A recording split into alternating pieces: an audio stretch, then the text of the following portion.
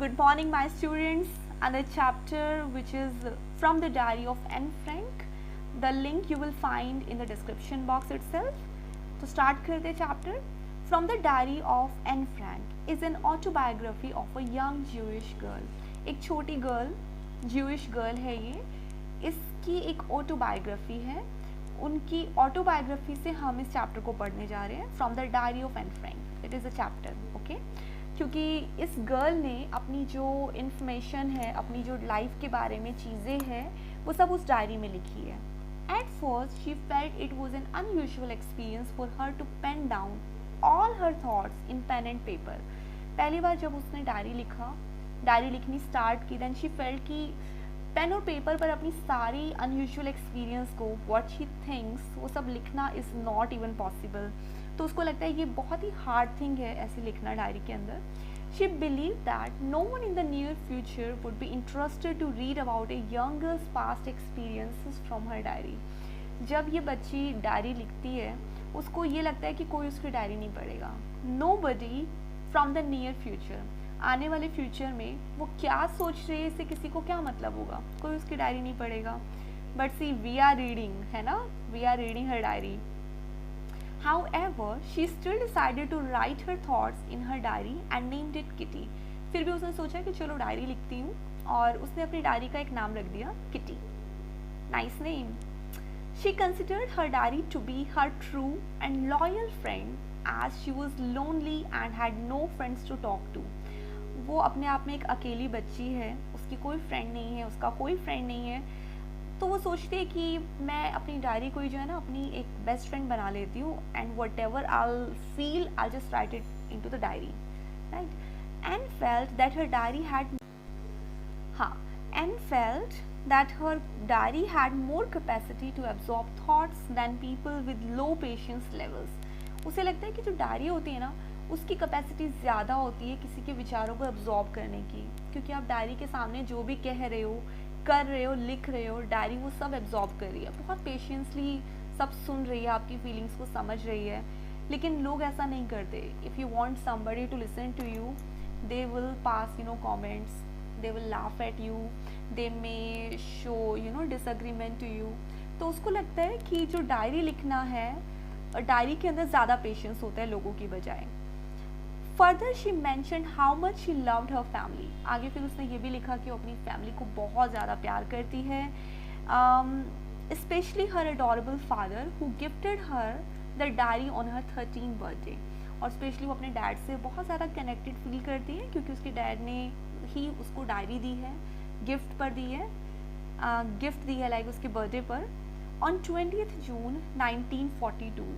So the date we can even see 20 जून 1942 की बात है ये. And stated how her entire class was nervous. And ने ये सब लिखा अपनी क्लास के बारे में कि पूरी क्लास उसकी नर्वस थी, रिजल्ट आने वाला था. Although she was confident about other subjects. उसको हर सब्जेक्ट के बारे में कॉन्फिडेंस था कि वो पास हो जाएगी, right. Although she was confident about other subjects, she wasn't quite sure about mathematics. लेकिन उसको मैथमेटिक्स के बारे में श्योरिटी नहीं थी कि पास होगी कि नहीं होगी. She and her friend G pleaded the students to calm down and not make noise. वो और उसके फ्रेंड जो है वो क्लास को काम डाउन कराते हैं कि परेशान नहीं होए, कोई भी नॉइस नहीं करे, बट ऑल इन वेन. लेकिन सब वेन हो गया, बेकार चला गया. She felt that about a quarter of the class were dummies who should be kept back in the same class as they did not participate in other activities. उसको ऐसा लग रहा था जैसे कि क्लास का जो क्वार्टर है, 1/4 जो स्टूडेंट्स हैं वो सब डम है, डमीज़ है. Who should be kept back, वो इसी क्लास में रहने वाले, वो पास भी नहीं होंगे. उसको ऐसी फीलिंग आ रही थी क्योंकि वो किसी एक्टिविटी में पार्टिसिपेट नहीं करते हैं. Besides Anne also mention how the maths teacher. Anne ने इन सब चीज़ों के अलावा अपने एक मैथ्स टीचर के बारे में भी लिखा है. Mister Keesing was annoyed bye her talkative nature.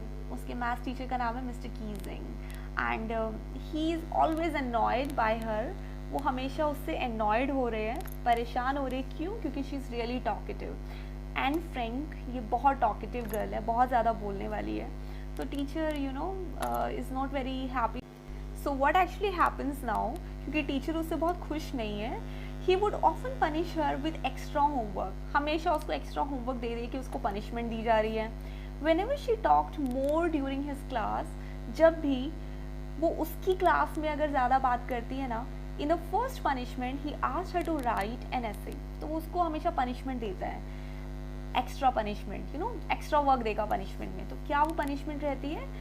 First punishment में वो टीचर उससे कहते हैं, asked her to write an essay on a chatterbox. वो कहते हैं कि आप एक चैटर बॉक्स टॉपिक पर एक ऐसे लिख के लाओ.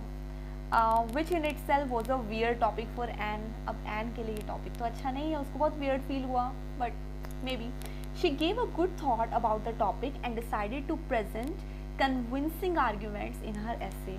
अब वो सोचती है कि मैं छोड़ूंगी नहीं, I will not give up, I will write, मैं लिखूंगी, मैं ऐसा कुछ लिखूंगी कि जो मेरे आर्ग्यूमेंट्स हैं ना उससे टीचर्स कन्विंस हो जाए. लाइक टॉक करना अच्छी बात होती है, एक स्टूडेंट्स के लिए टॉकेटिव होना कितना ज़रूरी है, ऐसे ऐसे पॉइंट्स से मेंशन करूँगी. She gave a good thought about the topic and decided to present convincing arguments in her essay, justifying her points in support of talking, कि मैं किसी तरह से अपनी टॉकिंग को सपोर्ट करने वाले जो पॉइंट्स हैं, जस्टिफाई करने वाले जो पॉइंट्स हैं वो मेंशन करूँगी. She mentioned that she would try to improve herself but she could not do anything about the trait that she inherited from her mother. अच्छा, उसने क्या क्या मेंशन किया? उसने कहा कि वो अपने आप को इम्प्रूव करने के लिए सब कुछ कर सकती है, लेकिन कुछ चीज़ें उसको अपनी मॉम से मिली है, इनहेरिटेड है. क्या? लाइक बहुत सारा टॉक करना, बातचीत करना, तो ये सब ना उसको अपनी मॉम से इनहेरिटेड ट्रेट की फॉर्म में मिला है. When her teacher read the essay he found it amusing and assign her a second essay. अब जब भी उसके टीचर ने इस एसे को पढ़ा, ही फाउंड इट अम्यूजिंग, उसको अच्छा लगा, लेकिन अब की बार उन्होंने एक और ऐसे लिखने के लिए दे दिया. And the topic of that ऐसे is an incorrigible chatter box.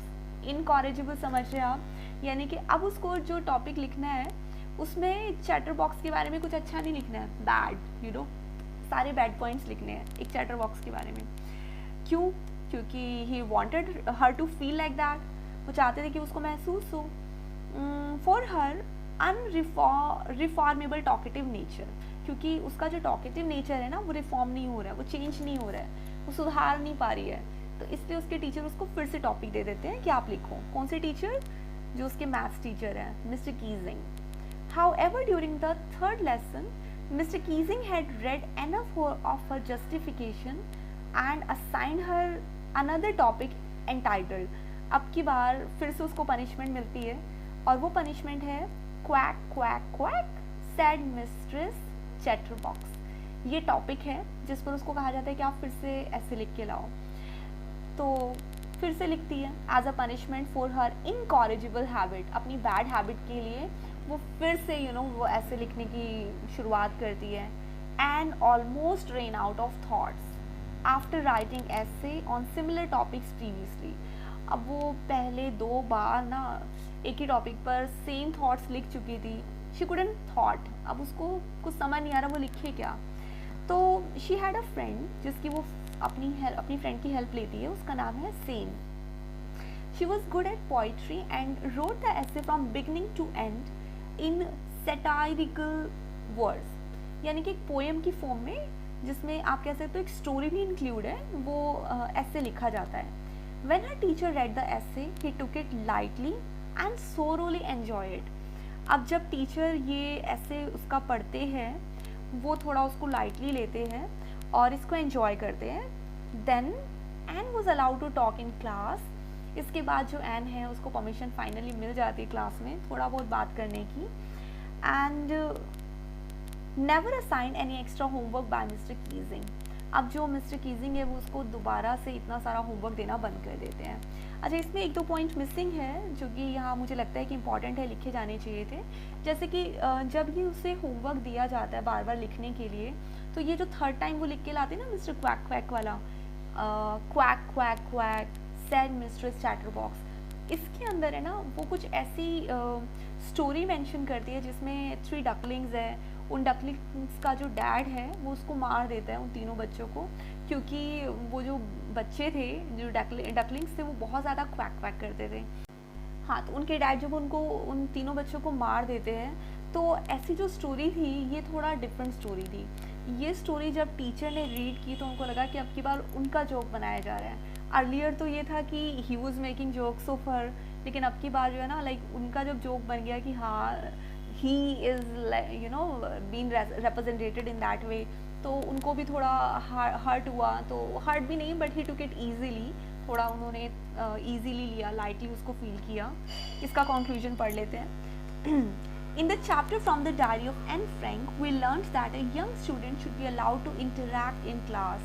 तो एक यंग स्टूडेंट को थोड़ा सा क्लास में इंटरेक्ट करने की परमिशन मिलनी चाहिए। To feel joyous and have an enjoyable learning experience. क्यों मिलनी चाहिए? ताकि वो थोड़ा सा अपना जो लर्निंग एक्सपीरियंस है उसको जॉयस बना सके, एन्जॉयबल बना सके, क्योंकि ऐसे तो क्लास बहुत बोरिंग हो जाएगी, और अगर क्लास बोरिंग हो जाएगी तो आगे कैसे स्टडी करेंगे।